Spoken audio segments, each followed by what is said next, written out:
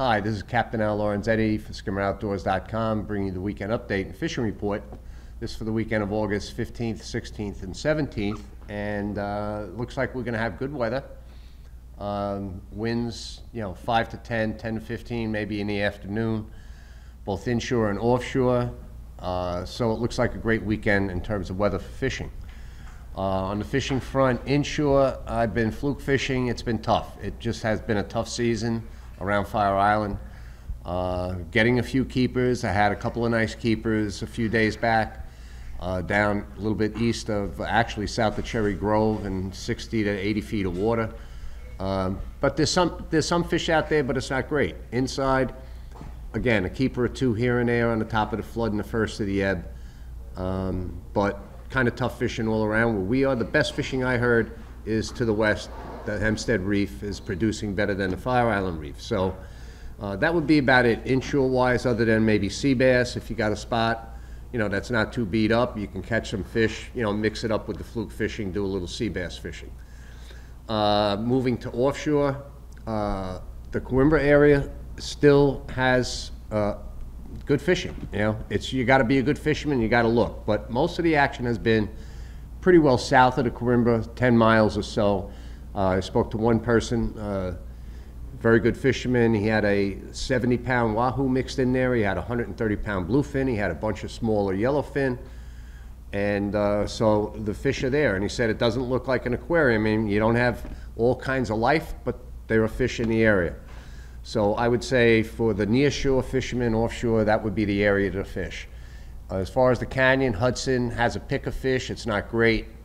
The better fishing, and there's a nice warm body of water kind of heading that way, but it's far to the east at this point. So I would say if you're going to do the offshore routine, you're better off heading for the dip or the tails rather than Hudson, but you never know.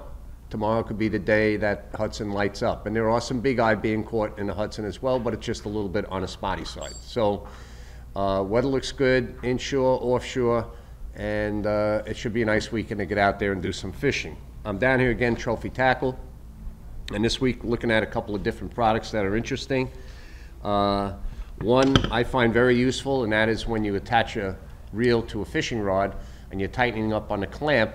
A lot of people just break out the old pair of pliers and then they end up wrecking the rod. They put scratches on the nice finished aluminum.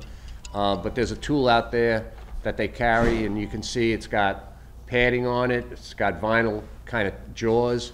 You can adjust it, and you can use this tool to tighten down the locking ring and lock your reel into place. Very worthwhile tool. Not that expensive either. Another cool thing, just newly manufactured. I don't know how well you can see it in the packaging here, but it's an alternative. If you have a jigging rod and your reel is the variety that doesn't have lugs on the top, a little bit smaller versions of reels don't have the lugs that you can lock into with a harness.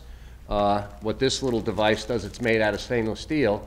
It simply mounts where your reel seat is. Underneath your reel seat, you put the bolts through here. You lock this plate into position so that these two eyes are facing backward.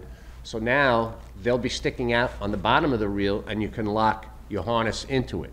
So neat little device and add-on. And let's see, we have one other thing here. It's called a Cushit. This is the inshore version. It's just nothing more than a foam pad that the butt of your rod will go into, so when you're fighting the fish and you got the butt up against in your groin, you're not getting black and blue marks from the sharp end on the butt, especially if you're using a rod that's got a metal gimbal on the bottom. This can be squeezed onto it so you have a cushion, an inshore model for smaller rods, and a big one for an offshore rod like this. Again, I don't want to take it out of the packaging, but it's tapered. It's big, it looks a little bulky, but it's tapered as it goes down, so the rod does lock onto it well.